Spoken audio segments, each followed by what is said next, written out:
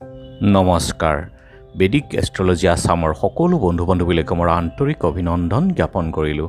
বন্ধু বান্ধৱীসকল, মোৰ এই চেনেলটোত বহুতো বাস্তুৰ ভিডিঅ' আছে আৰু বাস্তুৰ প্ৰতিটো বিষয়েই বিস্তৃতভাৱে সঠিকভাৱে বৰ্ণনা আছে।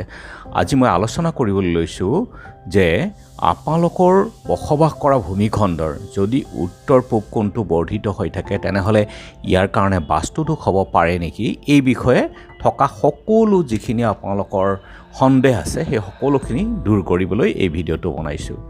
ভিডিঅ'টো চাওক সম্পূৰ্ণ আৰু নিজৰ বন্ধুবৰ্গৰ মাজত বা পৰিয়ালবৰ্গৰ মাজতো শ্বেয়াৰ কৰি দিয়ক। বাস্তুসূত্ৰ মতে উত্তৰ পূব বা পূবৰ উত্তৰ পূব বা উত্তৰৰ উত্তৰ পূবেই হওক যদি বৰ্ধিত ভূমিখণ্ড হয় তেনেহ'লে ইয়াৰ কাৰণে বাস্তুদোষ নহয়।